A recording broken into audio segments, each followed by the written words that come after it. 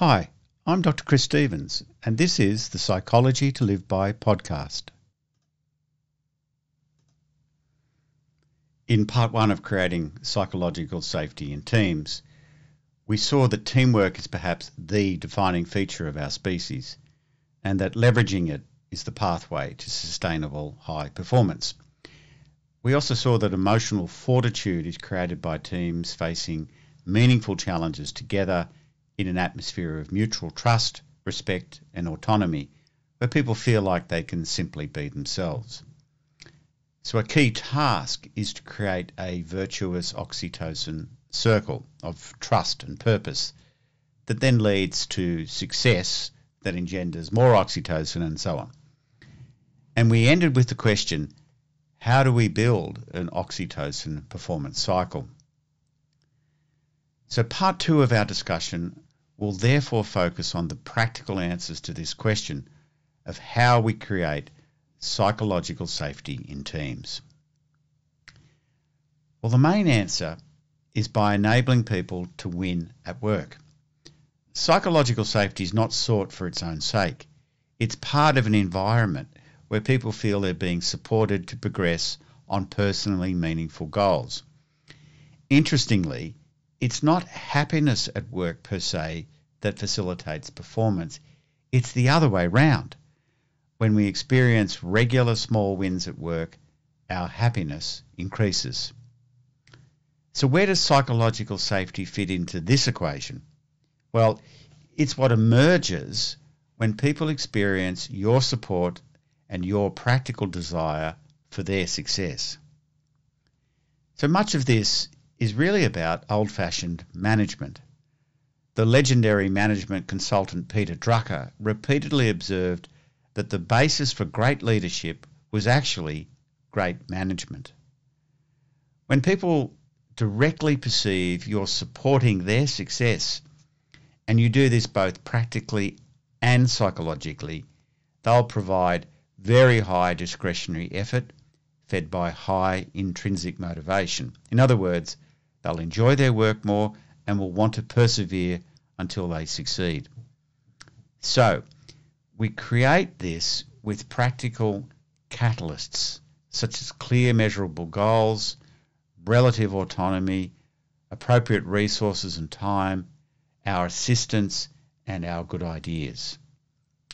And we support these managerial catalysts with nourishers, such as trust, respect, encouragement, and emotional support. That is, with a psychologically safe climate. So it should be obvious by now that leaders don't have to choose between compassion and performance, because an authentic desire to assist people, kindness, prosociality, creates psychological safety, and we've already seen that this is a key component in high performance. And one more really important thing. For the past few years, we've all been carrying an extra emotional burden, leading to pretty widespread fatigue and languishing.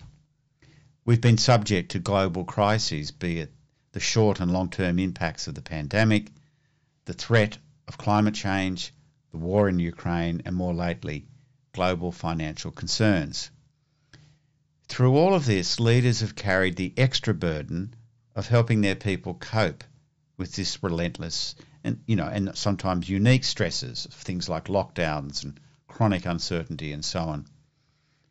Now, the empathy this requires of leaders is important, of course, but too much empathy can weigh you down and lead to your burnout. Fortunately, this can be helpfully avoided. For starters, we can distinguish between affective and cognitive empathy. Affective or emotional empathy is where we feel something of the negative emotions of others, and prolonged empathy of this sort can lead to our own emotional decline and burnout.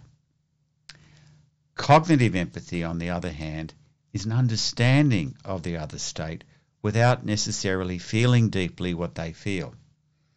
I'd suggest that we shift, if we can, to more cognitive empathy so we aren't overburdened ourselves. And then this cognitive empathy can be a signal to shift to compassion. Why?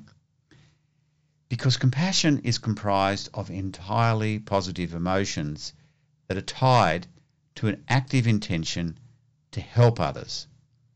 It's very good for you as well, of course, as for the other person. It's always a win-win.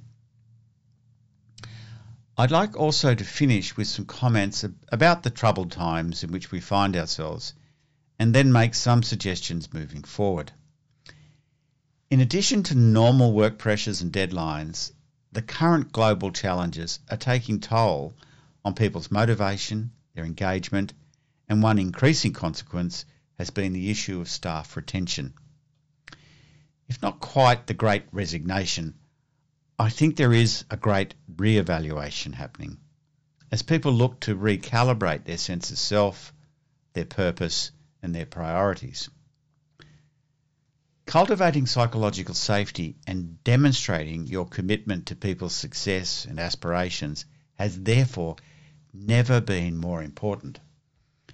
People are more consciously searching for meaning and more intentionally interested in purpose and want to feel more connected to those around them. Psychological safety at work contributes directly to all three of these, so make it a priority. And so, some suggestions. Prioritise your own well-being. We can unintentionally create an unhealthy psychological climate if we are too stressed, taking too much on and just soldiering on through the pressure. It can send the wrong message about what's expected. We should also model self-care and self-compassion. Secondly, take a just-like-me perspective. Now, what I mean by this is to take an empathic stance to others by putting yourselves in their shoes. We are all just trying to cope. We all want respect, competence, social status, and autonomy. The more you take this empathic stance, the more that others will relax, they'll feel valued, and the more robust they'll be. And when there is a conflict or a problem, approach it as a collaborator, as a fellow problem solver. Approach it with curiosity and encourage growth mindsets rather than fear and defensiveness. And finally, listen with a deliberate intention to give people what I call the three experiences, that they're heard, understood, and accepted. Doing this, you'll discover that together in the trenches, it becomes not you and me, but we. You've been listening to the Psychology to Live By podcast. If you'd like to know more, my website is www.drchris.life. And if you like the podcast, share it with people you like so they can like it too.